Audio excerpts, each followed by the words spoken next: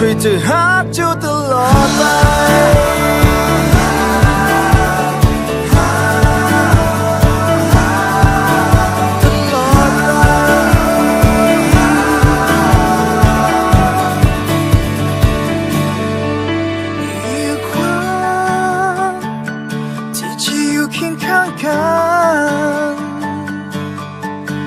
อีกวั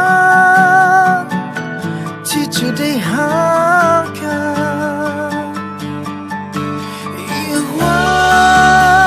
นที่จะเดินด้วยกันอีกวันอาจบอกเข้าใจกันเป็นบางครั้งอาจผิดเถียงกันก็เพียงบางครั้งแต่ถึงอย่างใดเราก็ปรับความเข้าใจเราพร้อมที่จะให้อภัยแค่เธอในวันนั้นวันที่เราสองคนได้มารู้จักกันวันที่ใจสองดวงมีความผูกพันที่พิเศษยังรู้สึกเหมือนเดิมจังว่าเวลาจะผ่านไปนานเท่าใดความรักที่มอบให้เจ้าทั้งกายและใจคิดถึงในวันนั้นวันที่เราสองคนได้มารู้จักกันวันที่ใจสองดวงมีความผูกพันที่พิเศษความผูกพันที่พิเศษยังรู้สึกเหมือนเดิมถึงว่าเวลาจะผ่านไปนานเท่าใดความรักที่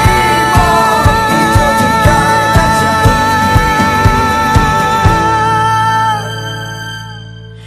คอยจะรักเจ้าตลอดไป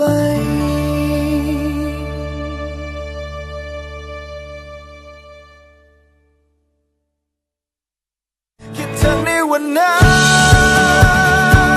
นวันที่เราสองคนได้มารู้จักกันวันที่ใจสองดวงมีความผูกพันที่พิเศษยังรู้สึกเหมือนเดิมจังว่าเวลาจะผ่านไปนานเท่าใดความรักที่มอบให้เจ้าทั้งกายและใจ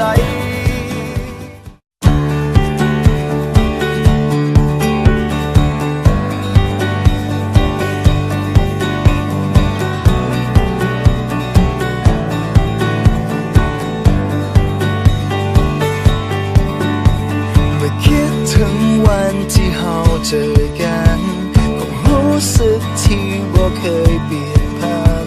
เคยเทียบเจ้า